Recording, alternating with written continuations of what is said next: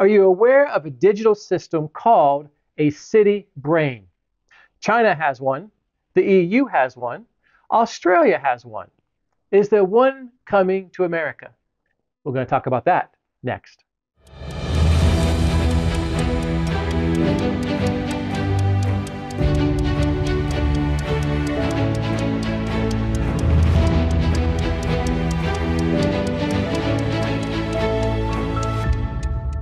Hi, I'm Pastor Dave, and thank you for joining me for this episode of The Final Hour. We'd love to have you look at our videos on YouTube and kind of follow our ministry. Interpreting the Times is our ministry. You know, if you get a chance, go to our YouTube page and watch some of the videos. In fact, if you would do me a favor, like and subscribe to them, because if you do that, believe it or not, it does help the ministry. Because the algorithm that's out there, the more people like, the more people will watch, the more people it gets it out to. So if you enjoy the material that we're putting together for Hope for Our Times or for this final hour time together, make sure that you watch so that people can be aware of it. Now, I asked you about a city brain. Have you ever heard of a city brain? What is this thing we're talking about? You know, some people are already warning that the Chinese social credit system is making its way into America. It's already gone to the EU. It's already gone to Australia. And the Chinese social credit score is something that will take away complete control. You see, you and I, being in America, we're used to having a credit score, but we're not used to having a social credit score. There is a difference here. And the city brain is the key to all this. So let's stop for a second and really talk about it. What is a city brain? I can put a little graph up here that kind of shows you the infrastructure, the headquarters to it. But this is a large network, and this network it monitors everything. And when I say everything, I mean everything. Over in China, the city brain will monitor every movement that you make. It will monitor every purchase that you make. It will monitor everything you do online. It will even monitor the words that you speak in public. Everything that you do, everywhere you go, everything that you say is being kept, it's being recorded, and it's being stored in a data file. That is the city brain. And again, it's already operational. It's an eye that never sleeps. It's an eye that never rests. It's watching everyone and everything. It never stops recording. I'm going to show you a video here in a minute. You can get a first-hand understanding of it, but just kind of get this picture. Everything that you say, do, everywhere you go is being monitored, being recorded, and being stored in a database. Now, again, let me show you a video. It's about a 2-minute video. But I want you to experience this from a very first-hand point of view. This is a Chinese attorney that's kind of letting us share behind the scenes what it looks like to be living in China under this city brain. Watch this video. A green code on the health app is also required for buses and subways. Even access to apartments is now monitored. Everyone in Beijing lives within a gated compound, with only one entrance. There are checkpoints everywhere. Wang Yu lives in the Beijing suburbs. Only after a heated argument do the security guards allow her into her own building without a scan. All visitors must also log in. No one knows what will happen tomorrow. Maybe the guard won't let me through, and I won't be able to get in. And this is all illegal.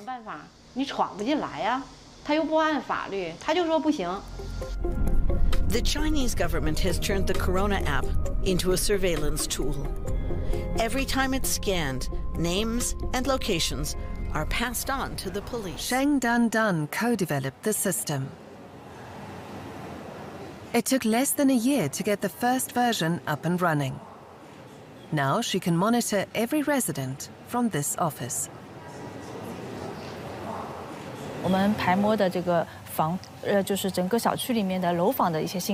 mapped the residential buildings in the district. Which ones are occupied? Where there are vacancies? Where elderly people are living alone? Where care or help is needed? It's all stored in our system and can be called up in real time.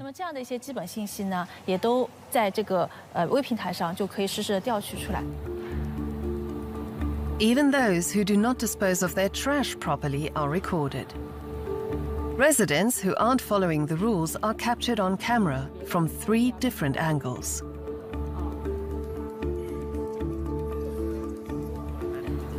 The so-called brain acts swiftly. Whether it's an illegally parked car or unsolicited advertising, offences can be handled by patrol officers who are connected to the control center via a mobile app.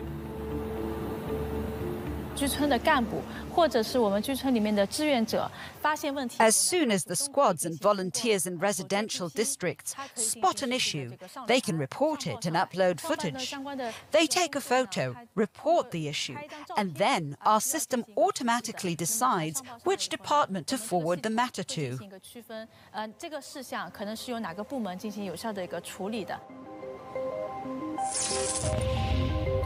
The brain in Shanghai's Pudong district is just one component to the overarching surveillance plan the Chinese government is pushing across the country.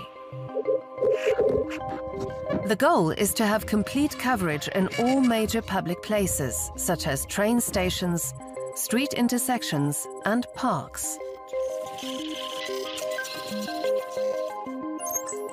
China's state media boasts that police can identify every single person on the street in just 1 second. All right, so what do you think about that? If you throw your trash away and you do it incorrectly, what happens? You get monitored. In fact, they see that from 3 different angles, she said. So you're out in public and you throw the trash. Now, I don't enjoy littering, don't enjoy when people do litter, so I appreciate that. But to throw the trash incorrectly and have 3 cameras record you and have it sent to the city brain to send you, to downgrade you in your social credit score. Or what about, when you look at this and it says that every single person, everybody can be monitored. And basically they can be on the street and they can get the whole street view in less than 1 second. Isn't that amazing? That's why I want to show you that video. I want you to see firsthand what it looks like. Because in America, we go, how could that ever be? But it's happening in China. Obviously, China is the prototype.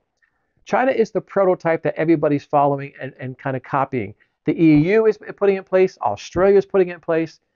And bits and pieces are coming here to America. It's not here full blown yet, but it's coming this direction. Now, government and tech giants, we know that they are harvesting personal data. We know that they're getting everything that we do. That we know what's happening. The government there, big tech's there. We've kind of grown accustomed, can I say, to that. We know that's going to be done. You walk into the airport now, you're being on film. You go someplace else, they have biometrics. Employees are using this. So our world in America is kind of getting used to it as well. We are welcoming in, what we're doing is welcoming in this social credit score. And we may not understand that we are, but that's the steps we're taking right now. Now, the critical link between a digital ID, which we have in America, and a social credit score, it comes down to city brain. And that's what it's called, the city brain. Again, it's a national digital ID. It's biometrics, your face, your voice, your fingerprint, that's all part of this. Mobile payments, again, we welcome that here in America.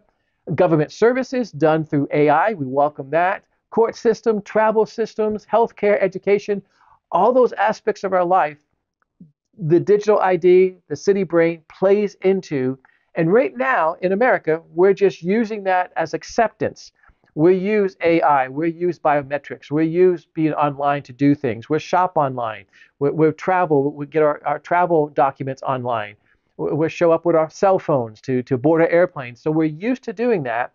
It's just not done on a national level where we have the way that China has it. But again, we're moving there. We don't have a single digital ID system yet. The question is, are we moving there? See, that single digital ID, that triggers the enforcement. That allows the city brain to say, hey, I saw what you did with your trash, or I saw how you jaywalked over there, or I saw what you did there, so I'm going to penalize you. When you look at this digital ID, which tracks everything, it has the ability to deduct your value, basically, as a citizen. Like it or not, that's kind of harsh, but that's kind of what it does. It can downgrade your status in society. The system becomes a judge. There's no human involvement with it. It says, I saw you jaywalk, I saw you speed, I saw you park in a handicapped parking. Whatever it did, the system says you did wrong. The system is judge and jury, and it deducts points from your social credit score. And you say, what does that mean? Well, really, this is known as the algorithm governance. It governs everything. Well, that will never happen in America. We are seeing bits and pieces coming here now. Now, how does the things happen here? How is it different from what's taking place in China? And it is different for now. Again, we have a fragmented system. It's not one unified system. We have bits and pieces of it, but it's not completely controlled by the government yet. We have banks that compete. Banks can compete for our business and our services, unlike in China, where there's only one national bank. Again, we have no national digital ID. However, the real ID is going there.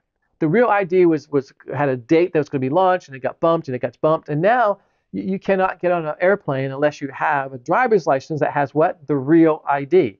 So you had to get a new driver's license. Now, there is one way to get around that. There is one loophole if you get to the airport and you want to use your passport. But guess what? The passports are doing the same thing. They're becoming somewhat biometric. Either way, you're giving up this digital ID, either through a passport or through a new driver's license, which has the real ID. Again, it's not national yet, but we're pushing the envelope to getting there. We don't have a federal CBDC yet. Again, they have it over in Europe. They're launching it in Australia. It's coming to America, we're told, but there's digital frameworks that are in place for this.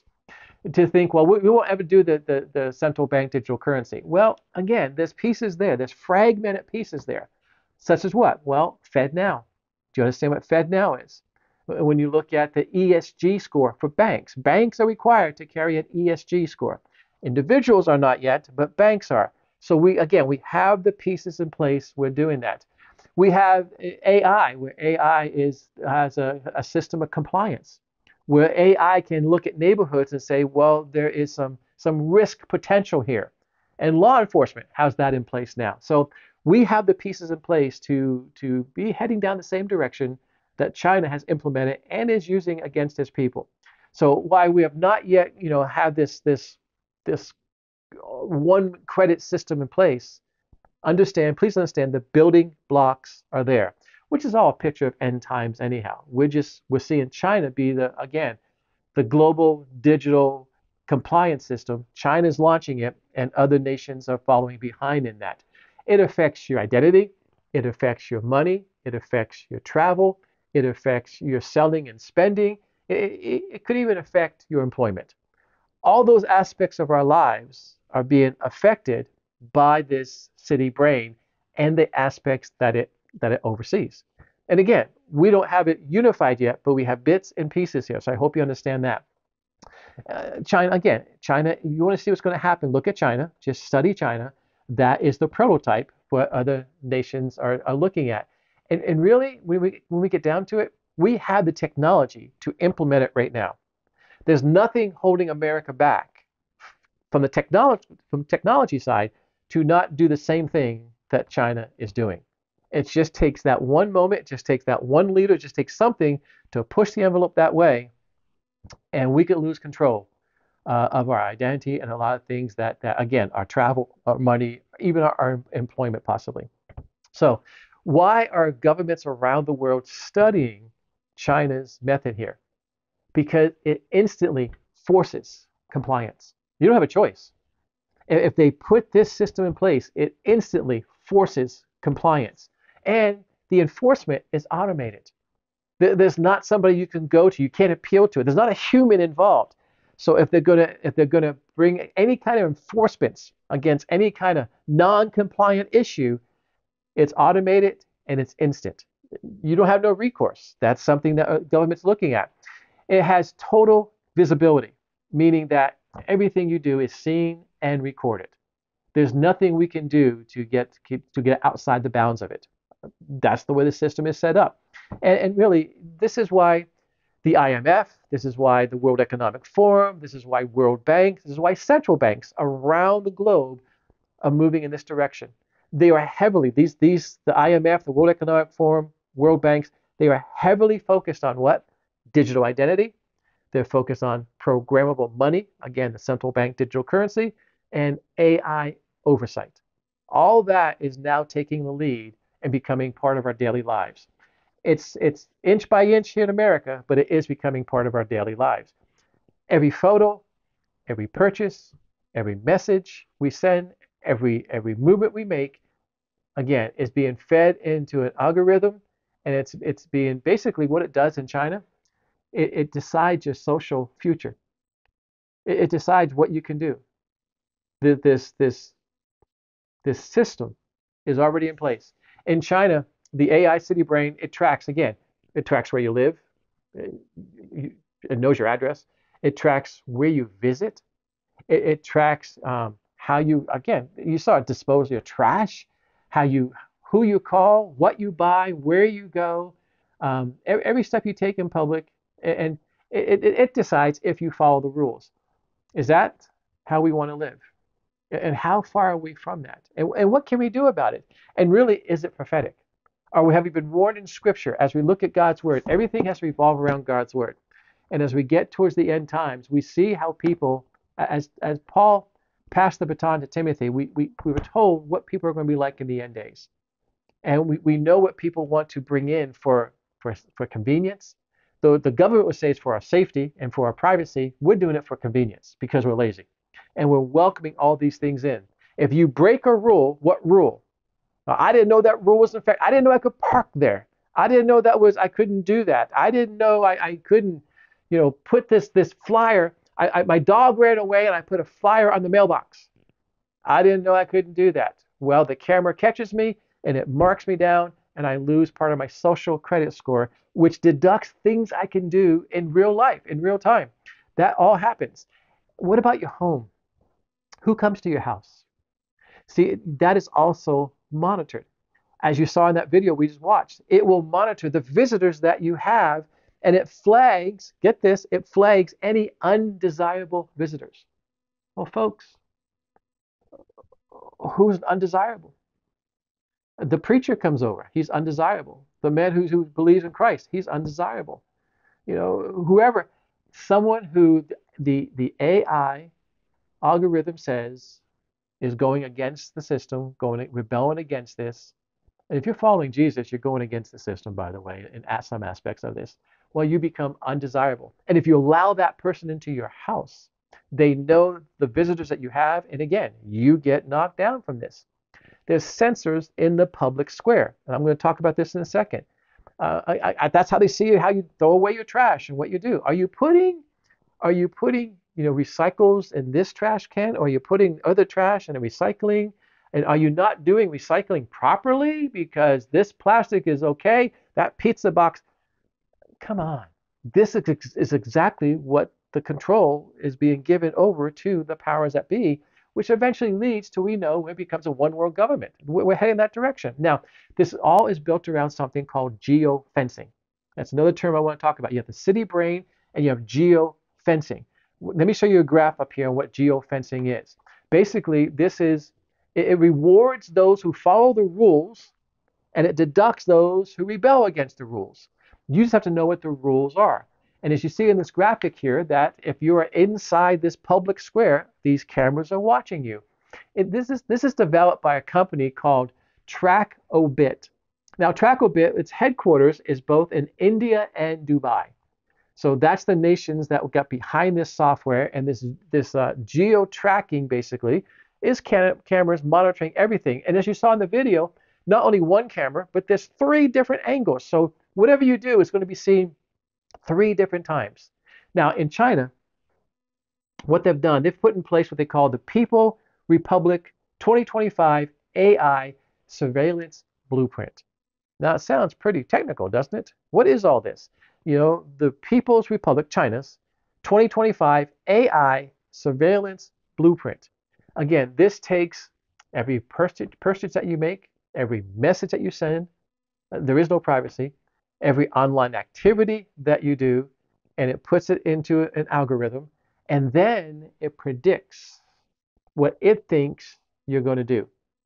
and it may find you untrustworthy. You went to a Christian site. You went to a church site. Do you realize in China that if you're 18 years or younger, it's illegal to go to church? Do you realize in China they have been burning up, Bibles and any kind of Christian literature? So now, if you carry a Bible, you're going to be untrustworthy.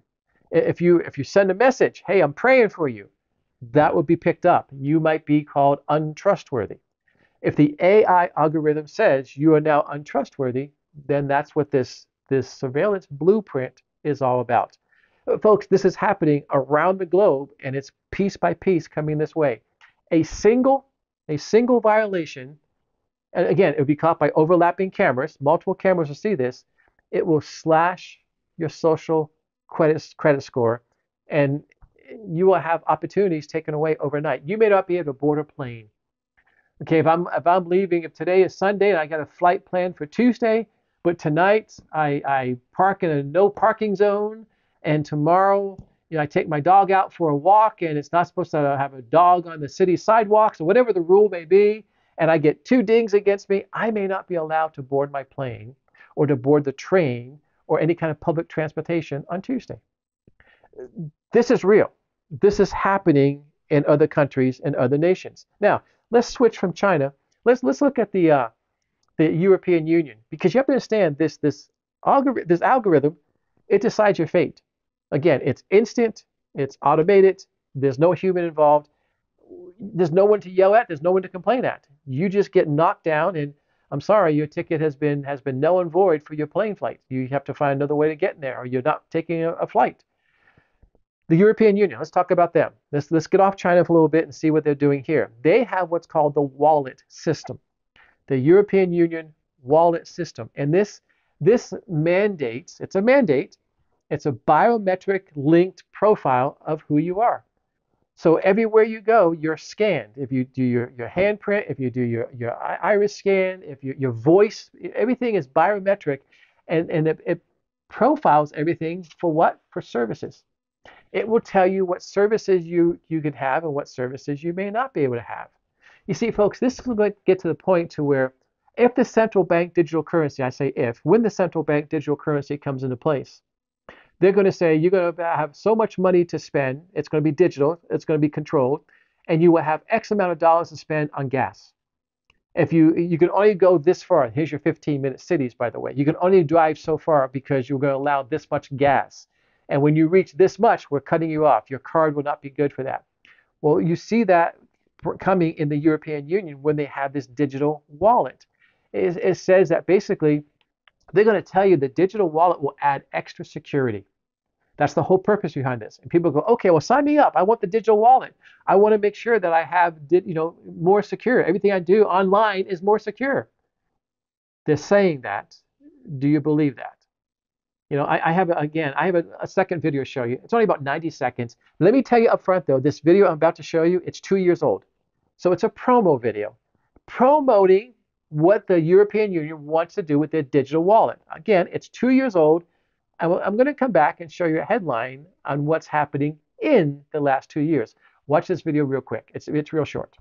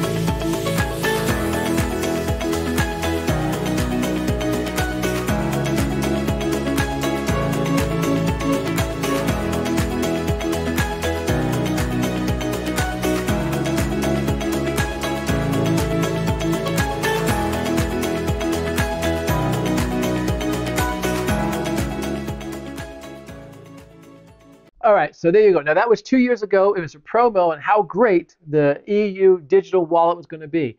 Let me now show you a headline. Watch this. Look at this headline. This is now. This is 2025. EU digital identity sparks privacy concerns. Didn't that video say it's going to add more security to us? Well, now, once they implement it, 2 years later, we're looking back and getting headlines like this, where there's some deep privacy concerns. There was never going to be any extra layer of security for you. That was not the plan from the very beginning. And now we're seeing the headlines like this.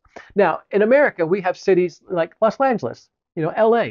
LA has developed a tool where they can predict and flag what they call high-risk neighborhoods. The police are using this as well. So AI will look around and predict what might be happening. I was talking to one police officer not too long ago, and they were saying they can almost predict, based on criminal history and personal people and some information they gathered, if and when someone might commit a crime. That's kind of mind-boggling to me, but we do have that here in America where larger cities are implementing this AI software and using this. And it's similar to the United Kingdom's, what they're calling it the Counter-Terror Framework. It just launched in 2025. United Kingdom Counter-Terror Framework. They're using AI to basically preempt any kind of what they call disruptive behavior. And again, what is considered disruptive behavior? This is what concerns me, because is preaching disruptive behavior? Is praying for somebody in public disruptive behavior? We have no say in it. They are programming it in. The World Economic Forum, of all people, the World Economic Forum just released their Global Risk Report. Let me show you another graphic here. This graphic I'm showing you here, the WEF Global Risk Report of 2025, that's from their website. So you can go to their website, and that's where that graphic was downloaded from. This report, basically what it does, it highlights laws. What kind of laws? Again, this is the World Economic Forum. It highlights laws. It's very comparable and compatible to Australia. Australia has what's called the Code of Practice. And again, let me show you a graphic here on this. The Australian Code of Practice is using AI, and it requires AI to denounce harmful content. Okay, let's stop for a second. What is harmful content? It is saying anything that rebels against what the government says becomes basically harmful content. So the Australian Code of Practice watches everything. Let me show you another graphic here. This is Section B. And again, it's on their website. This is Section B of the Australian Code of Practice. It monitors the citizen's life. Every citizen, it monitors their life. And in this Section 3, I'm showing this, the screenshot I'm showing you here. This monitors how well you treat your animals. How well, and again, it may decide leaving your dog or your cat outside, for X amount of time is a code violation. Not having your dog fed by a certain amount of time could be a code. Who knows? They put the laws in place, and they say if you break them, then you go against basically the code of practice, and you are deducted from this. You have to pay a price for it. Now, what's in the United States? Is anything here that's comparable, even comparable to China's social credit score? And surprisingly, there is. In fact, I think we have 5 different, I'll call them pillars, 5 different things. Again, they're fragmented, they're separate, but it won't take much for them all to come together. So let's real quickly kind of go through these. The 5 separate pillars. The first one is the credit score. We all know about a credit score. What is your FICO score? And that depends, your credit score, what kind of loans can you get? What kind of mortgage can you get? Can you qualify for a mortgage? Do you get credit cards? What kind of car financing? Even affects your insurance. So we understand what the credit score does. Well, that is one thing. What it does not control yet is your travel. What it does not control yet is your internet access, where it does in other countries. What here in America, what your credit score does not control yet is your ability to buy or sell food. But again, it would not take much to switch, and where your FICO, your credit score, or even your social credit score will affect your travel. will affect your internet access, what you can have access to. There are things that are blocked in other nations where you cannot have certain websites. And so that's the first one. The second one I would talk about is banking. Our banks here in America, the United States Treasury has created FinCEN, F-I-N-C-E-N. Now, this stands for Financial Crime Enforcement Network. This wasn't really much on my radar until the beginning of 2025. In the beginning of 2025, FinCEN came out, and what they wanted to do, they wanted to, again, add security to small business owners.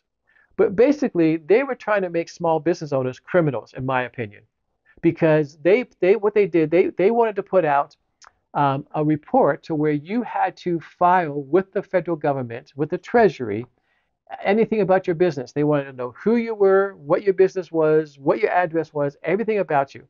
It was a BIO, it was a biometric report that every small business had to respond to. And if you didn't, the fines were astronomical. Because I remember, going back saying, were churches having to do this? I remember interpreting the times. Did I have to do this for interpreting the times? I remember back in January, February, going back with this. There was actually a lawsuit filed, I believe, in Alabama, which put it on pause around March. And then eventually it was done away with. But the United States Treasury was trying to put this in. Banks right now, banks are legally required to monitor transactions.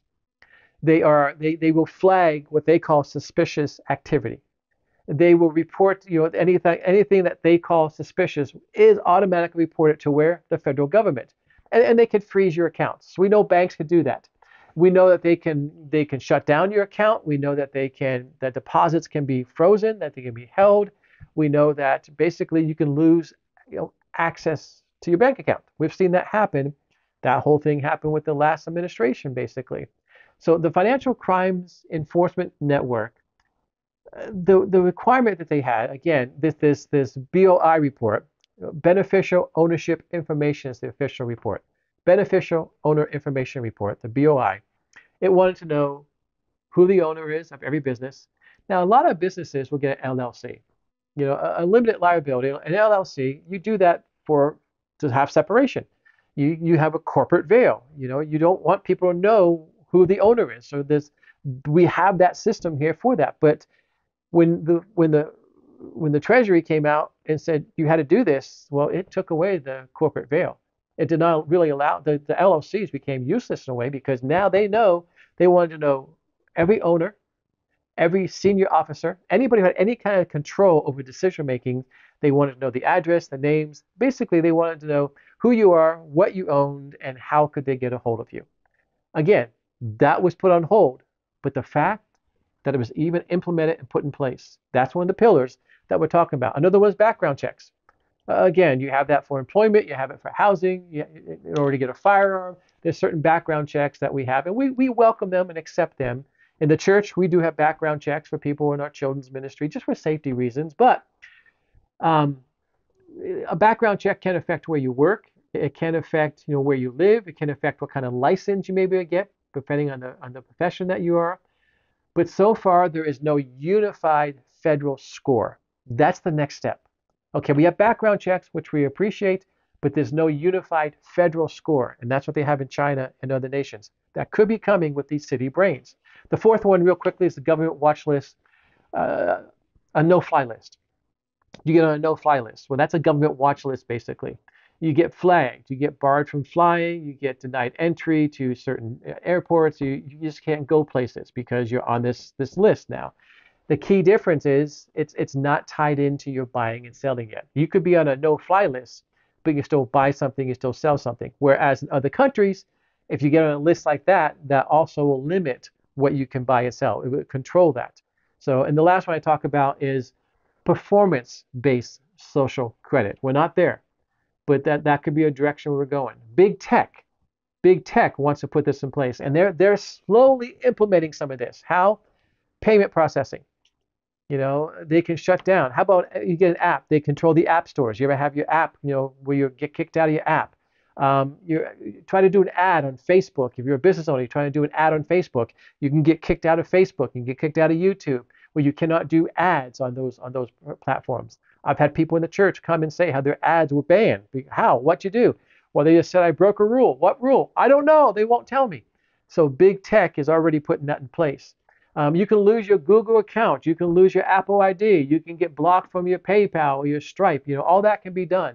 You can be locked out of certain things. This is the closest aspect we have to the Chinese social credit score is what we're doing here with the big tech and how they're handling online activity. So again, the critical difference between the United States and China is that China has one system. We have fragmented system. China, it's government run. In America, it's still somewhat privately run. In China, your identity, your behavior, your money, your travel, your employment, all that is linked together. Here it's somewhat separated. There in China, it's instant enforcement. There's no due process, and basically you get backlash in public. That does not happen in America, not yet. We still have legal barriers that still exist. We still have a court system that still exists. There is no behavioral trust score yet in America, but it's not going to take much for it to get here. And the one area where we are moving the closest to this, I think, is the digital driver's license. Again, the real ID, the federal digital ID, and basically FedNow. If you look at FedNow, that's a huge thing. That and the bank ESG scores are pushing us there. So why does it all matter? Well, this control could be taken away. Transactions could be denied. Your internet access could be denied. Your privacy could be taken care of. All this becomes part of what China calls the social credit score. At that point, the system would be able to limit what you buy. It would be able to prevent where you spend your money. You may not be able to tithe to a church. Churches may not be able to hold public services. That's where the house church has grown in China. That's why the house church has grown in China. It could freeze any kind of things that they have. Any kind of things that you have that is digital could be frozen. So all that could be coming in the near future. But folks, it's okay. If it comes that way, what do we know? We know it moves us one step closer to the soon return of our Lord Jesus Christ. The reason I do material like this and want to bring a show like this to you is so that you are aware of the day that we live in. The city brain being used in China, the city brain being used in the EU, the city brain being used in Australia. Parts of it are being used in America. Do we get there? How far? When? How long? All yet to be determined. But we know that Christ is on the throne and that God is in control. And folks, I don't know about you, but I'm just ready to go home. But until then, we are going to be active, we're going to be focused, and we're going to be bringing as many people into the kingdom as possible. All right, before I end today's show, as always, I'd like to resource you as much as possible. So I have another edition. This has been very popular. People have been enjoying this. I do weekly articles and weekly videos on Interpreting Times. So if you go to the Interpreting Times page, you will see this week's video and this week's article. And once a quarter, we put together a booklet, Signs of a Time. This is volume 6. And some of the articles in this one is the history of replacement theology, depopulation. And what is that? What is that all about? Article on technology, temptation, and the Tower of Babel. We have the Holocaust tattoos. We have convergence, and what's that all about? We have scoffers and mockers in the last day. We have a dozen articles here. I want to get this to you. You should just click the link in the description below, and we will make sure that gets sent out to you. And yes, this is volume 6. So if you missed any of the prior volumes, they are in the Interpreting Times store, so they are available. They're not gone forever. But I want to get this to you for free. So again, just click the link in the description, and we will make sure you get that to you. I want to make sure, I want to bring something to you because I've had some requests. People are saying, do you have anything that I can give to my family for Christmas? As we begin, Christmas, my goodness, Christmas is a few weeks away. So what I want to do, I want to make you aware of, I have a book called the Book of Revelation Made Easy. And the title itself makes saying, well, how can a Book of Revelation be made easy? If you're familiar with the book, I take you through the Old Testament and walk you through that. Well, people said, that's a big book. That's a lot to read. So we actually put it on a digital form. We actually recorded it. And now we also have the USB. So if you want to get a USB, it's about almost 12 hours of teaching. I take you chapter by chapter. I take you the book of Revelation. I explained it to you through the Old Testament. And now for the first time, we have it on a USB drive. So Grandparents love this because they have their grandchildren teach them how to use the USB, and everybody gets to go through the book of Revelation. Each chapter is about 30 or 40 minutes. Again, it's about 12 hours of teaching time, takes you deep into the book of Revelation. We have this for a Christmas gift if you want to get it. This in the store. It's $49 plus $5 shipping. The shipping is domestic shipping only. There's no international shipping included in that. But for $49, you can get the USB and have the book of Revelation and spend some time with your family, understanding the book. There's a double blessing there. Chapter 1, verse 3 is a double blessing for those who read the book, listen to the book and apply the book. So anyhow, I want to get this material to you. Thank you for taking the time and spending the time with us. I'm looking forward to seeing you again in 2 weeks. Between now and then, I pray everything you say and do glorifies God. God bless you.